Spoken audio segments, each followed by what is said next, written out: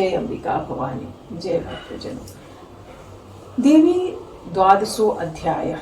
मैं तीनों नेत्रों वाली दुर्गा देवी का ध्यान करता हूँ। उनके श्री अंगों की प्रभा बिजली के समान है। वे सिंह के कंधे पर बैठी हुई भयंकर प्रतीत होती हैं। हाथों में तलवार और ढाल लिए अनेक कन्याएं उनकी सेवा में खड़ी हैं। वे अपने हाथों में चक्र, गदा, तलवार, ढाल, बाण, धनुष, पाश और तर्जनी मुद्रा धारण किए हुए हैं। उनका स्वरूप अग्निमय है तथा वे माथे पर चंद्रमा का मुकुट धारण करती हैं। देवी बोली, देवताओं, जो एकाग्रचित होकर प्रतिदिन इन स्तुतियों से मेरा स्तवन करेगा, उनकी सारी बाधा मैं निश्चित रूप से ही दूर कर दूंगी।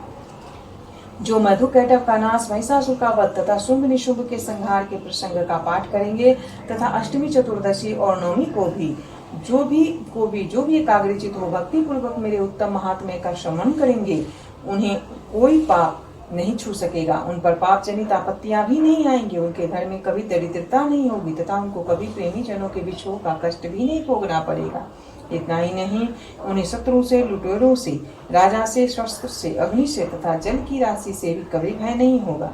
इसीलिए सबको एकाग्रचित होकर भक्ति पूर्वक मेरे इस महात्म्य को सदा पढ़ना और सुनना चाहिए। यह परम कल्याण कारक है। मेरा महात्म्य महामारी जनित समस्त उपद्रवों तथा आध्यात्मिक आदि तीनों प्रकार के उत्पादों को शांत करने वाला है। मेरे जिस मंदिर में प्रतिदिन विधि पूर्वक मेरे इस महात्म्य का पाठ किया जाता है, उस स्थान को मैं कभी नहीं छोड़ती।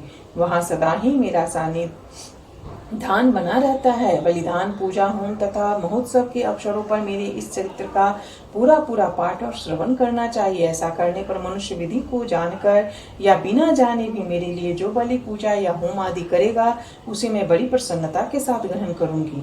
शरत काल में जो वार्षिक महापूजा की जाती है, उस अवसर पर जो मेरे इस महात्म्य को भक्ति पूर्वक सुनेगा, वह मनुष्य मेरे प्रसाद से सब बाधाओं से मुक्त तथा धन, धान्य एवं पुत्र से संपन्न होगा। इसमें तनिक भी संदेह नहीं है। मेरे इस महात्म्य, मेरे प्रादुर्भाव की सुंदर गाथाएं तथा युद्ध में किए हुए मेरे पराक्रम सुनने से मनुष्य निर्भय हो जाता है। मेरे महात्म्य का श्रवण करने वाले पुरुषों के शत्रु नष्ट हो जाते हैं तथा उन्हें कल्याण की प्राप्ति होती है तथा उन्हें का कुल आनंदित रहता है। सर्वत्र शांति, कर्म में बुरे स्वप्न दिखाई देने पर तथा ग्रह जनित भयंकर पीड़ा उपस्थित होने पर मेरा महात्म्य श्रवण करना चाहिए। इससे सब विघ्न तथा भयंकर ग्रह पीड़ाएं शांत हो जाती हैं और मनुष्यों द्वारा देखा हुआ दुख स्वप्न शुभ स्वप्न में प्रतीत हो जाता है। बाल ग्रहों से आक्रांत हुए बालकों के लिए यह महात्म्य शांति कारक है तथा मनुष्यों के संगठन में फूट होने पर यह अच्छी प्रकार मित्रता कराने वाला होता है।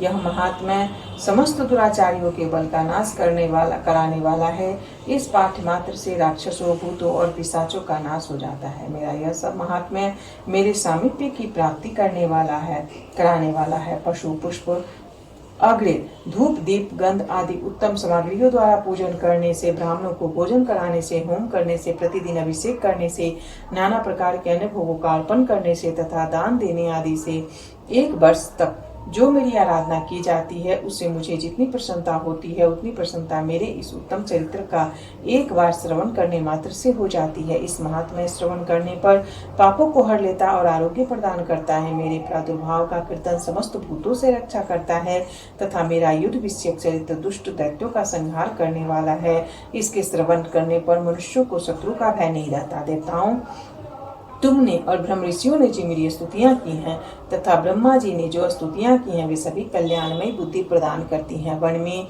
सुने मार्ग में अथवा दवानल से घिर जाने पर, निर्जन स्थान में, लुटेरों के दांव में पड़ जाने पर या शत्रुओं से पकड़े जाने पर अथवा जंगल में सिंह, व्याघ्र या जंगली हाथियों के पीछा करने पर, कुपित राजा के आदेश से वध या बंधक के स्थान में ले जाए जाने पर अथवा महासागर में नाव पर बैठने के बाद भारी तूफान से नाव के डगमग होने पर और अत्यंत भयंकर युद्ध में शस्त्रों का प्रहार होने पर अथवा वेदना से पीड़ित होने पर कि किम बहुना सभी भयानक बाधाओं के उपस्थित होने पर जो मेरे इस चरित्र का स्मरण करता है, वह मनुष्य संकट से मुक्त हो जाता है। मेरे प्रभाव से सिंह आदि हिंसक जंतु नष्ट हो जाते हैं तथा लुटेरे और शत्रु भी मेरे चरित्र का स्मरण करने वाले पुरुषों से दूर भागते हैं। इसी कहते हैं, योग कहकर प्रचंड पराक्रम वाली भगवती चंडिका सब देवताओं को देखते ही देखते कहीं वहीं अंतर ध्यान हो गई। फिर समस्त देवता भी शत्रुओं के मारे जाने से निर्भय हो पहले की भांति अग्रभाग का उपयोग करते हुए अपने अपने अधिकार का पालन करने लगे। संसार का विध्वंस करने वाले महाभयंकर अतुल पराक्रमी देव शत्रु शुंभ और महाबली निशुंभ के युद्ध में देवी द्वारा मारे जाने पर शेष दैत्य पाताल लोक में चले आए। राजन, इस प्रकार भगवती अंबिका देवी नित्य होती हुई भी पुनः पुनः प्रकट होकर जगत की रक्षा करती है। वे ही इस विश्व को मोहित करती है, वे ही जगत को जन्म देती है तथा वे ही प्रार्थना करने पर संतुष्ट हो विज्ञान और समृद्धि प्रदान करती है। राजन, महाप्रलय के समय महामारी का स्वरूप धारण करने वाली ये महाकाली ही समस्त ब्रह्मांड में व्याप्त है। वे ही समय समय पर महावाणी होती हैं और वे ही स्वयं अजन्मा होती हुई भी सृष्टि के रूप में प्रकट होती हैं। वे सनातनी देवी ही समयानुसार संपूर्ण भूतों की रक्षा करती हैं। मनुष्यों के अभ्युदय के समय वे ही घर के लक्ष्मी के रूप में स्थित हो उन्नति प्रदान करती है। वे ही अभाव के समय दरिद्रता बनकर विनाश का कारण होती हैं। पुष्प, धूप और गंध आदि से पूजन करके उनकी स्तुति करने पर वे धन, पुत्र, धार्मिक बुद्धि तथा उत्तम गति प्रदान करती हैं। इस प्रकार श्री मार्कंडेय पुराण में सावर्णिक मनवंतर के कथा के अंतर्गत देवी महात्म्य में फल स्तुति नामक 12वां अध्याय पूरा हुआ। त्रयोदशो अध्याय, जो उदय काल के सूर्यमंडल की सी कांति धारण करने वाली हैं, जिनकी 4 भुजाएं और 3 नेत्र हैं तथा जो अपने हाथों में पास अंकुश, वड़ एवं अभय की मुद्रा धारण किए रहती हैं, उन शिवा देवी का मैं ध्यान करता हूँ। ऋषि कहते हैं, राजन, इस प्रकार मैंने तुमसे देवी के उत्तम महात्म्य का वर्णन किया। जो इस जगत को धारण करती हैं, उन देवी का ऐसा ही प्रभाव है। वे ही विद्या उत्पन्न करती हैं। भगवान विष्णु की माया स्वरूपा उन भगवती के द्वारा ही तुम ये वैश्य तथा अन्य विवेकी जन मोहित होते हुए हैं और आगे भी मोहित होंगे। महाराज, तुम उन्हीं परमेश्वरी की शरण में जाओ। आराधना करने पर वे ही मनुष्यों को भोग, स्वर्ग तथा मोक्ष प्रदान करती हैं। मार्कंडेय जी कहते हैं, क्रौष्टुकी मेधा मुनि के ये वचन सुनकर राजा सुरत ने उत्तम व्रत का पालन करने वाले उन महाभाग महर्षि को प्रणाम किया। वे अत्यंत ममता और राज्य पहरन से बहुत खिन्न हो चुके थे। महामुनि इसीलिए विरक्त होकर वे राजा तथा वैश्य तत्काल तपस्या को चले गए और वे जगदम्बा के दर्शन के लिए नदी के तट पर रहकर तपस्या करने लगे। वे वैश्य उत्तम देवी सूक्त का जप करते हुए तपस्या में प्रवृत्त हुए। वे दोनों नदी के तट पर देवी की मिट्टी की मूर्ति बनाकर पुष्प, धूप और हवन आदि के द्वारा उनकी आराधना करने लगे। उन्होंने पहले तो आहार को धीरे धीरे कम किया, फिर बिल्कुल निराहार रहकर देवी में ही मन लगाए एकाग्रता पूर्वक उनका चिंतन आरंभ किया। वे दोनों अपने शरीर के रक्त से प्रोचित बलि देते हुए लगातार 3 वर्ष तक संयम पूर्वक आराधना करते रहे। इस पर प्रसन्न होकर जगत को धारण करने वाली चंडिका देवी ने प्रत्यक्ष दर्शन देकर कहा।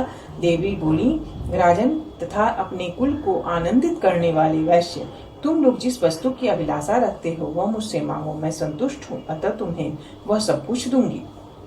मार्कंडेय जी कहते हैं, तब राजा ने दूसरे जन्म में नष्ट न होने वाला राज्य मांगा तथा इस जन्म में भी शत्रुओं की सेना को बलपूर्वक नष्ट करके पुनः अपना राज्य प्राप्त कर लेने का वरदान मांगा। वैश्य का चित्त संसार की ओर से खिन्न एवं विरक्त हो चुका था और वे बड़े बुद्धिमान थे, अतः इस समय उन्होंने तो ममता और अहंता रूप आसक्ति का नाश करने वाला ज्ञान मांगा। देवी बोली, राजन, तुम थोड़े ही दिनों में शत्रुओं को मारकर अपना राज्य प्राप्त कर लोगे। अब वहां तुम्हारा राज्य स्थिर रहेगा। फिर मृत्यु के पश्चात तुम भगवान विवस्वान सूर्य के अंश से जन्म लेकर इस पृथ्वी पर सावर्णिक मुनि के नाम से विख्यात होगे। वैश्यवर, तुमने भी जिस वर को मुझसे प्राप्त करने की इच्छा की है उसे देती हूँ। तुम्हें मोक्ष के लिए ज्ञान प्राप्त होगा। मार्कंडेय जी कहते हैं, इस प्रकार उन दोनों को मनोवांछित वरदान देकर तथा उनके द्वारा भक्ति पूर्वक अपनी स्तुति सुनकर देवी अंबिका का तत्काल अंतर्ध्यान हो गया। इस तरह देवी से वरदान पाकर क्षत्रियों में श्रेष्ठ सूरत सूर्य से जन्म ले सावर्णी नामक मुनि होंगे। इस प्रकार श्री मार्कंडेय पुराण में सावर्णिक मनवंतर की कथा के अंतर्गत देवी महात्म्य में सूरत और वैश्य को वरदान नामक 13वां अध्याय पूरा हुआ। जय माता दी, जय माता रानी। भक्तजनों, अगर ऐसे भी प्रतिदिन हम इन दुर्गा सप्तशती के पाठ को सुनते हैं, इन 13 अध्याय को सुनते हैं, तो हमारे घर में सदैव सुख, संपत्ति और का वास होता है और दरिद्रता का नाश होता है। घर में परम शांति बनी रहती है।